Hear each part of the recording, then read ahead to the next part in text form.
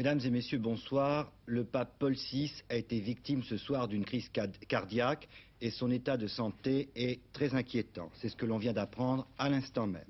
Le pape Paul VI a été victime dimanche, en fin d'après-midi, donc d'une crise cardiaque, vient d'annoncer un communiqué émanant du Vatican. Le communiqué, qui est signé du vice-recteur de la Cité du Vatican, indique exactement ceci. Les conditions de santé du pape se sont brusquement aggravées en fin d'après-midi à la suite d'une crise cardiaque. Nous invitons à prier pour le Saint-Père afin que Dieu lui redonne rapidement la santé pour l'Église et pour le monde. Tel est le communiqué. Le pape Paul VI est âgé de 81 ans. Je vous le disais hier, il est resté allongé aujourd'hui. Il n'a pas pu bénir les fidèles qui se réunissent chaque dimanche dans sa résidence d'été de Castel Gandolfo. Il souffre d'une crise d'arthrose. Il a simplement aujourd'hui prononcé une brève allocution qui avait été enregistrée auparavant. Mais son état de santé, je vous le disais à l'instant, s'est brusquement aggravé puisque le Saint-Père a été victime il y a à peine une heure d'une crise cardiaque. C'est tout ce que l'on sait pour l'instant. À la rencontre de Vénus, Vénus c'est l'étoile du Berger, la planète du système solaire qui d'une certaine façon ressemble plus à notre Terre. C'est pourquoi elle passionne beaucoup les savants. Demain, les Américains vont lancer leur deuxième sonde en direction de la planète, arrivée début décembre. Les Soviétiques sont tout aussi intéressés puisqu'ils ont déjà entamé un programme vers l'étoile du Berger. Bref, Vénus est fort courtisée et qui s'en étonnerait.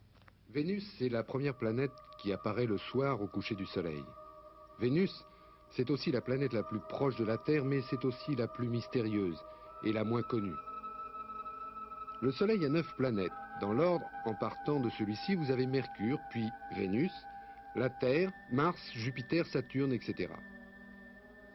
Vénus a la particularité d'avoir une épaisseur de nuages de 50 km environ et il tourne poussé par des vents de 360 km/h.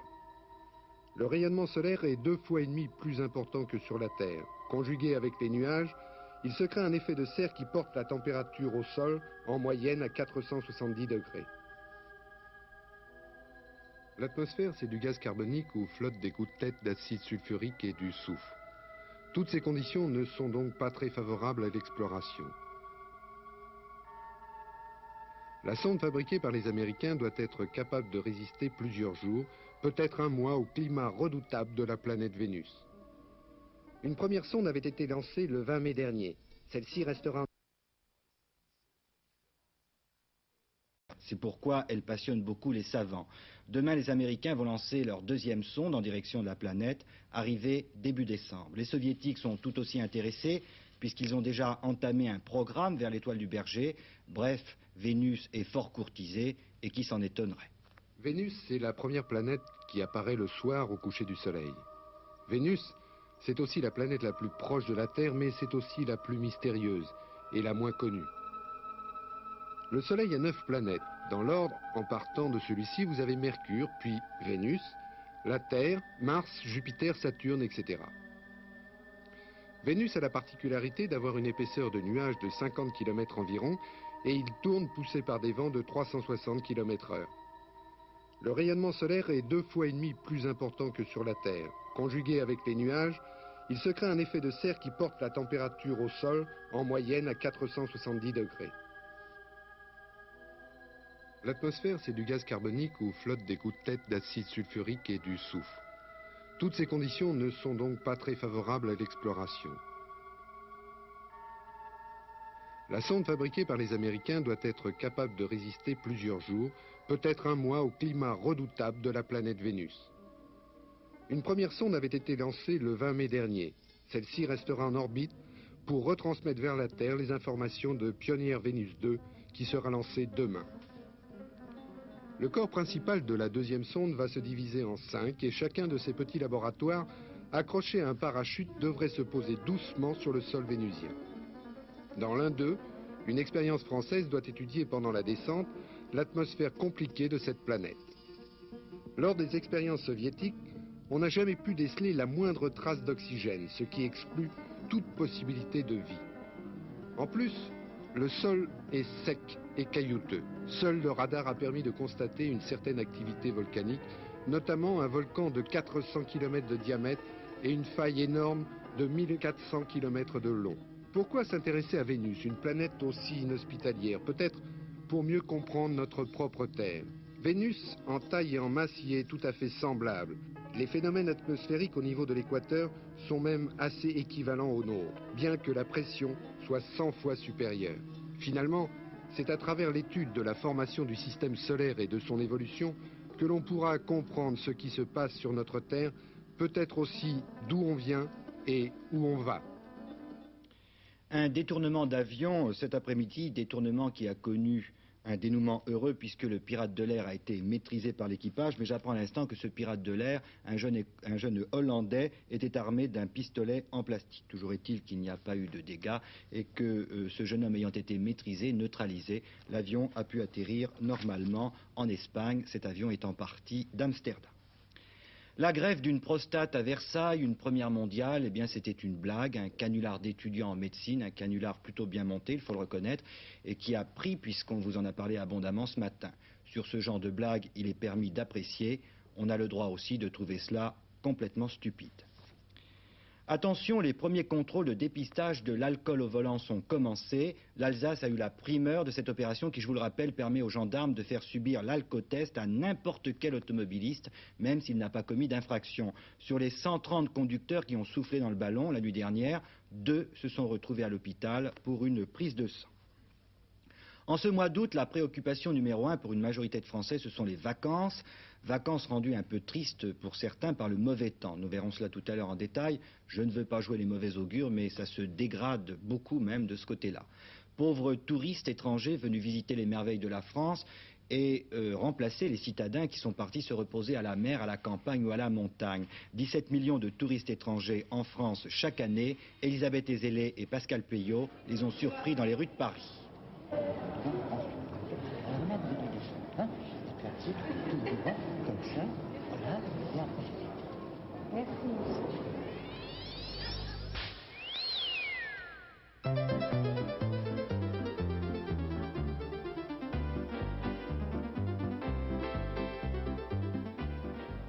Okej!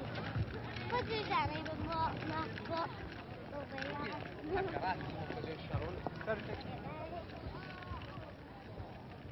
Такие сейчас тоже. И потом мы будем в башне. И отсюда...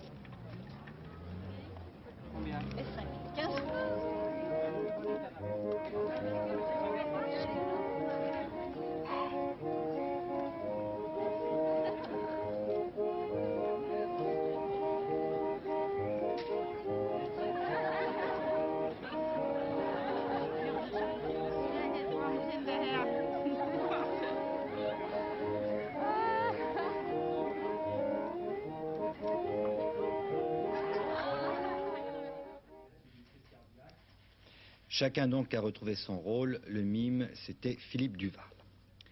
La mission sur l'emploi confiée par le chef de l'État à M. Robert Fabre suscite de nouveaux commentaires. Jean Le Canuet se félicite de la démarche de Robert Fabre qu'il qualifie de loyale et qui, selon lui, permet un dialogue constructif. Le président de l'UDF s'en prend en revanche aux socialistes qui, a-t-il dit, n'ont contribué qu'à introduire des communistes dans les municipalités. La nouvelle direction des radicaux de gauche, on l'a vu hier, n'a pas apprécié la mission de Robert Fabre. Cependant, il faut noter que M. Michel Grossman, qui est membre du comité directeur du MRG, juge encourageante l'initiative de M. Fabre. M. Grossman est également adjoint au maire de Saint-Étienne. Deux rendez-vous que vous propose le journal d'Antenne 2. D'abord, Georges Marchais, qui sera l'invité mercredi du magazine Question de temps à 21h30. Monsieur Marchais, qui vient à nouveau d'ailleurs d'écrire au Premier ministre, je l'apprends, pour lui demander l'annulation de la hausse de l'essence. Purement et simplement, il l'avait déjà fait une fois. Il s'en expliquera donc certainement mercredi. Et Georges Marchais sera interrogé par 4 journalistes. Et puis demain, dans le journal de 20h, François Sérac, le président du CNPF, sera notre invité sur les perspectives de la rentrée et il nous parlera également de ses perspectives en matière économique et sociale. J'en profite au cas où vous prenez le journal maintenant pour vous rappeler que ce que je vous ai annoncé en début de journal, c'est que le pape Paul VI est très malade, sa santé s'est brusquement aggravée tout à l'heure. Le pape Paul VI a été victime ce soir d'une crise cardiaque, c'est tout ce que l'on sait pour l'instant. À l'étranger, donc, début des entretiens également entre le secrétaire d'État américain Cyrus Vance et le Premier ministre israélien Menahem Begin. Demain, M. Vance sera au Caire. Sa mission consiste à tenter de débloquer le processus de paix au Proche-Orient qui est enlisé. Malgré l'apparente bonne humeur du secrétaire d'État américain Cyrus Vance après son premier entretien en tête-à-tête avec le Premier ministre Begin, il ne semble pas qu'on ait fait beaucoup de progrès vers une reprise des négociations israélo-égyptiennes. Cyrus Vance était porteur d'un message personnel du président Carter pour M. Begin, mais ce dernier a démenti qu'il ait été question d'un éventuel sommet Carter-Begin-Sadat. La position israélienne n'a pas changé, tout en indiquant qu'il serait prêt à faire d'importantes concessions après la reprise du dialogue avec l'Égypte. M. Begin se refuse toujours à s'engager maintenant à prendre les mesures concrètes qu'exige le président Sadat. Une satisfaction tout de même pour Cyrus Vance, celle d'avoir débloqué la situation au sud Liban en convainquant Israël de faire pression sur les milices chrétiennes. Par contre, la situation à Beyrouth s'est de nouveau dégradée la nuit dernière. Un bombardement décrit comme extrêmement violent a été déclenché par l'armée syrienne contre les quartiers tenus par les forces chrétiennes. Ce matin, un calme précaire était revenu. Aux tirs de roquettes et de canons lourds avaient succédé des rafales sporadiques de francs-tireurs. Il y aurait une cinquantaine de tués et de blessés parmi la population chrétienne. Les soldats syriens de la force arabe de dissuasion affirment qu'ils n'ont fait que riposter à des bombardements venus du secteur chrétien. La Syrie ne semble donc pas renoncer à faire usage de la force et on craint ce soir à Beyrouth de nouveaux affrontements. Encore ce télégramme de l'étranger, malgré les remous que suscite son inculpation pour tentative de meurtre, Jeremy Thorpe, l'ancien chef du Parti libéral anglais, n'a pas l'intention de quitter le Parlement. Il existe un monde inconnu parce que microscopique, c'est celui des vers infiniment petits dont beaucoup sont très nuisibles pour les cultures, mais d'autres, tout aussi minuscules, font la guerre aux premiers et sont utiles, eux. Les chercheurs de l'Institut agronomique, après 30 ans d'études, ont découvert donc tout un univers qui est le contraire du monde des titans. Ces vers microscopiques, il y en a partout dans la nature. Le nombre de leurs espèces, c'est-à-dire les différentes formes sous lesquelles on les trouve, est de 400 000 environ. C'est la deuxième famille zoologique après les insectes. Les spécialistes les appellent les nématodes. Ici, par exemple, la tache sombre est une femelle autour de laquelle s'agitent des mâles. Je dis bien s'agite parce que, dans ce cas, la femelle n'a pas besoin du mâle pour être fécondée. Le malheur veut que bon nombre de ces bestioles soient nuisibles pour les cultures. Ils en provoquent environ 5% des pertes. C'est en général en s'attaquant aux racines. Ces chancres qu'ils provoquent empêchent la plante de se nourrir correctement. Si la plante ne meurt pas, la production est très affaiblie. Les études en laboratoire ont permis de connaître un peu mieux tous les différents nématodes, en particulier ceux qui mangent plutôt les champignons, ou les bactéries, ou les plantes. On sait aussi qu'ils ne renouvellent pas leurs cellules, ce qui permet d'étudier leur vieillissement, et les généticiens sont très heureux de cette trouvaille. Dans le monde de l'infiniment petit, il y a aussi des vers utiles. Ce tube, par exemple, contient 6 millions de nématodes environ, et ils servent à la lutte contre certains insectes. Ceux qui les mangent meurent de septicémie quelques jours plus tard. Mais on n'en est encore qu'au niveau de la recherche. Par contre, dans d'autres domaines, contre les vers nuisibles, eux, l'INRA a mis au point des méthodes originales et efficaces. Un de ces petits vers ou nématodes le mieux connu est certainement celui qui parasite le champignon de couche ou le champignon de Paris. On combat ce ver parasite par un autre champignon dont on voit ici la fleur ou le fruit. Il est minuscule et seul le microscope permet de le voir. Il pousse d'ailleurs entièrement sous terre et vit au milieu des racines du champignon qu'il va protéger. C'est grâce à ces racines extrêmement fines et mobiles qu'il va empêcher le ver de nuire en l'attrapant simplement au lasso. Ici, le nématode est pris près de la tête, mais une autre racine essaye de le prendre au milieu du corps. D'autres champignons sont équipés de ventouses ou de boules de glu qui bloquent le ver nuisible. Ensuite, il sera ingéré sans problème et ne pourra donc plus nuire. Les espoirs dans ce monde de l'infiniment petit sont immenses parce qu'il n'est pas impossible que les vers utiles soient plus nombreux que les vers nuisibles. Premier tiercé à Deauville avec une surprise, les outsiders se sont distingués. La combinaison gagnante est le 12, le 17 et le 3, autrement dit Gresham, Bustam et Xerval. C'était en effet le premier dimanche sur la côte normande avec le prix du Casino de Trouville, un handicap qui servait de support au pari tiercé. Dimanche pluvieux, terrain souple pour ne pas dire lourd, et absence totale des favoris à l'arrivée de ce tiercé, puisque Crowned Emperor et Road to Glory, qui étaient le plus souvent cités, n'ont jamais pu figurer au premier rang de ce handicap. À l'entrée de la ligne droite, c'est toujours El Walid qui a mené depuis le début, qui cède. Bustam semble alors partir vers un franc succès, mais tout à l'extérieur et terminant très vite, c'est le numéro 12, Gresham, fort bien piloté par le jeune Jean-Luc Théo, un apprenti qui avait été formé par le regretté Jack Cunnington. C'est donc Gresham qui l'emporte, fort brillamment, donc devant le 17 et le 3. Bustam, le petit pois, est deuxième, Xerval, troisième, un joli tiercé dans l'ordre, près de 3,5 millions de centimes. La course de l'Aurore, les concurrents ont quitté la Bretagne Sud pour l'Espagne, pour Laredo exactement. C'est la troisième étape de cette course en voilier et en solitaire, dont certains considèrent que ce n'est pas du sport, tout en respectant, je le suppose, l'exploit sportif. C'est à cette question que se sont intéressés Gilles Causanet et Bernard Cour. Il est 22h45. Les premiers concurrents de la course de l'Aurore arrivent au large de Belle-Île. Cela fait 59 heures qu'ils sont partis de Kinsale en Irlande. Il leur reste encore 6 heures de route avant de franchir la ligne d'arrivée. Après 340 000 marins de navigation, 3 hommes sont en tête, Gilles Gainet, Gilles Lebeau et Jean-François Lemenec. L'écart qui les sépare à l'arrivée est infime. Gainet ne devance Lebeau que de 30 secondes et Lemenec de 2 minutes. 65 heures de veille permanente pour tous ces hommes qui passent beaucoup de temps à la radio pour ne pas s'endormir. Je t'entends. Bonjour, tu vas bien? Tu m'as appelé tout à l'heure? Bâton pour soutenir mes paupières. Attends, je t'entends pas. Tu passes sur B? Gilles Lebeau, alors une arrivée de nuit après 3 jours de course en régate et sous piste doit être assez dur.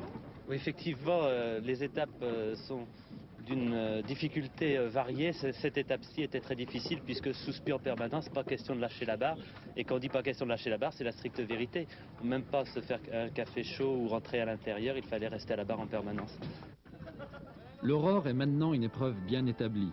37 concurrents étaient cette année au départ de la 9e édition à Perros-Guirec sur des bateaux de 9 mètres maximum. Mais elle souffre peut-être de la comparaison avec les grandes classiques en solitaire, comme la célèbre transatlantique anglaise. Est-ce qu'on peut mettre en parallèle la transatlantique et cette course de l'Aurore? Non, absolument pas. Je crois que celle-ci est beaucoup plus... techniquement, elle est beaucoup plus difficile. Même si certains grands noms de la voile ne sont pas tout à fait d'accord avec le titre de demoiselle qui court l'Aurore. Moi, j'attends encore de venir les voir courir. Et physiquement? Physiquement, elle est momentanément beaucoup plus éprouvante. C'est le sprint qu'on tient pendant 3 jours. Effectivement, jamais encore les grands noms de la voile, les Collat, Kersozon ou Tabarly n'ont participé à la course. À Pornichet, la veille de l'arrivée, une grande coque noire entre dans le port. Penduixis avec bien sûr Éric Tabarly à son bord. Est-ce que ça veut dire que la course de l'Aurore est moins difficile que n'importe quelle autre course en solitaire? C'est pas... on peut pas dire difficile ou moins difficile, c'est-à-dire que il y a un côté du sport qui disparaît, quoi. Si on est sur des petits bateaux, ça fait un sport moins complet que sur des gros. Mais de toute façon, si on régate de toute façon contre des concurrents qui sont bons, hein, ça sera aussi difficile de gagner peut-être. Ce sera peut-être même de mon côté, moi qui suis fort physiquement, ça sera plus difficile pour moi. 8 heures après le premier, arrive le dernier concurrent, Pierre Martini, 56 ans, un ancien commandant de minéralier. Lui, il a pris le temps de dormir. Les dernières informations que je reçois à propos de la santé du pape, c'est donc à 17h, heure de Paris, que le Saint-Père a été frappé d'une crise cardiaque alors qu'il était alité dans sa résidence d'été de Castel Gandolfo, près de Rome. Le pape a aussitôt reçu l'onction des malades qui remplace l'extrême onction dans les nouvelles normes religieuses. C'est ce que vient d'indiquer à l'instant un proche du Saint-Père. Kristina Onassis, de retour à Athènes après son mariage en Union soviétique avec Sergueï Kossov. Tout le monde s'est demandé pourquoi Kristina était-elle revenue seule à Athènes. Eh bien, elle a expliqué qu'elle était venue simplement pour régler des affaires de famille et qu'elle irait très vite rejoindre son mari. À propos de mariage, permettez-moi de vous présenter avec la complicité de France Roche un couple charmant. Il s'agit des mariés de l'Opéra de Paris. Elle, c'est Florence Clerc. Lui, Charles Jude. Tous deux sont danseurs étoiles à l'opéra. À la passion de la danse, ils ont joint une autre passion, l'amour. Sur scène, Gisèle et le prince Albert. Dans la vie, Florence Clerc, 27 ans, et Charles Jude, 25. Le seul couple de danseurs étoiles de l'Opéra de Paris. Ils sont tombés amoureux en dansant un pas de deux. L'opéra nous a envoyé concourir au Japon, tous les deux. Et puis on est revenu la main dans la main.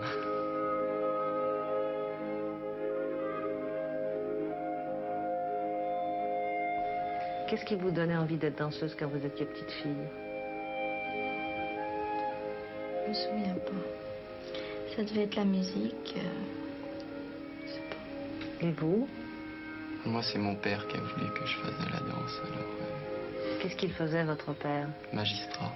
C'est-à-dire que mon père, quand il était jeune, aimait beaucoup l'opéra et chantait comme ça à droite à gauche. Et sa mère n'a jamais voulu. Alors il est rentré dans la magistrature. Et puis moi, il m'a poussé à faire de la danse comme ça. Sans vraiment savoir que j'allais être danseur. C'était vraiment pour faire un sport. Parce qu'il était tout maigre et tout petit. Il a bien changé. La danse est un art athlétique. Pour 6 à 7 heures de travail par jour, il gagne, elle, 8 000 francs par mois, lui, plus anciennement promu, 10 000. Dans 13 ans, reprendra son titre et sa loge à Florence, dans 20 ans à Charles. Ils y pensent déjà. Oui, on y pense parce que... Ça voyagera, je pense. Ça vient très vite. On fait des réserves. Moi, je pense beaucoup à l'avenir, oui. Et on en garde parce que je trouve que c'est... On s'arrêtera à 40 ans et à 40 ans, c'est le début, enfin encore. Et puis, je vois ça comme une période très heureuse où enfin, je voudrais avoir les moyens de pouvoir voir beaucoup de choses. Qu'est-ce qui s'occupe de la maison? C'est pas moi. Enfin, non, c'est-à-dire on partage. C'est vraiment... Enfin, quand je dis c'est pas moi, je suis obligée de prendre quelqu'un un petit peu parce que je travaille beaucoup. Et puis Charles m'aide beaucoup aussi. Alors, qu'est-ce qu'il fait? Il fait la cuisine. Quelle est sa spécialité? Oui, il est très doué. Il fait beaucoup de choses. Il fait de la cuisine vietnamienne très bien. Et vous, qu'est-ce que vous faites? Moi, je fais les gâteaux, j'aime ça. C'est permis pour les danseuses, les gâteaux? J'en fais pour lui. Est-ce que vous avez envie d'avoir des enfants? Oui. Bientôt? Dans longtemps? Combien? Dans quelques temps. Oh, dans 2 ans, je pense. Oui. Enfin, je veux en avoir, oui. 2? Environ. Et vous leur conseilleriez de faire de la danse? Non, je crois pas. Je crois pas parce que... Bon, on a eu vraiment tous les deux beaucoup de chance, mais il y a tellement de danseurs qui restent accrochés à la barre toute la journée pour rien faire de spécialement intéressant. Et vraiment, je sais que de mon année, il reste pratiquement personne. Quand je suis rentrée petit rat, toutes les autres danseuses, petit à petit, ou ont été renvoyées, ou alors sont restées quadrilles, au Coryphée, c'est triste pour une danseuse. Je trouve que c'est dur de travailler tellement. Et on n'a pas souvent la chance d'arriver danseur étoile.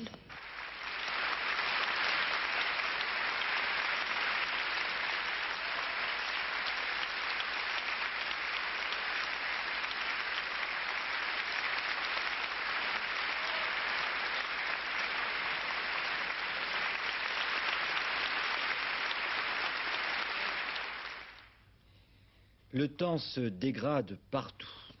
Pyrénées, Alpes, Jura et Midi méditerranéen, des nuages pour demain avec pluie et éclaircies. Les températures seront en baisse. Ailleurs, le temps sera variable, averses et éclaircies. C'est au sud de la Bretagne, en Vendée et dans le Pays basque que le soleil se montrera le plus. Avant de clore ce journal, Hervé Claude va nous donner les dernières nouvelles concernant l'état de santé du pape Paul VI. Bien Philippe, je n'ai pas beaucoup plus de détails que ceux que vous avez donnés tout au long de ce journal. Je vous les résume tout de même. Le pape Paul VI a donc été frappé d'une crise cardiaque à 17h heure locale, 17h heure française donc aujourd'hui, alors qu'il était alité dans sa résidence d'été de Castel Gandolfo près de Rome. Le pape a aussitôt reçu l'onction des malades qui, vous le savez, remplace maintenant l'extrême onction dans les nouvelles normes religieuses. Le pape assistait à ce moment-là à un office religieux quand il a été victime de cette crise cardiaque. Le secrétaire d'État, le cardinal Villot, s'est aussitôt rendu dans les appartements où Paul VI se trouve depuis le début du mois d'août. Le cardinal Villot avait renoncé à prendre des vacances car l'entourage de Paul VI était déjà préoccupé par l'état de santé du Saint-Père qui a montré ces derniers mois, vous le savez, divers signes de fatigue. Je vous rappelle que le pape est âgé de 81 ans. Bien, nous vous retrouvons, Hervé Claude, pour votre dernier journal qui aura lieu à 22h45. Mais si d'ici là, évidemment, nous avons d'autres nouvelles à vous communiquer, notamment concernant l'état de santé du pape, évidemment, nous vous le ferons au cours du programme. Toute la rédaction vous souhaite une bonne soirée.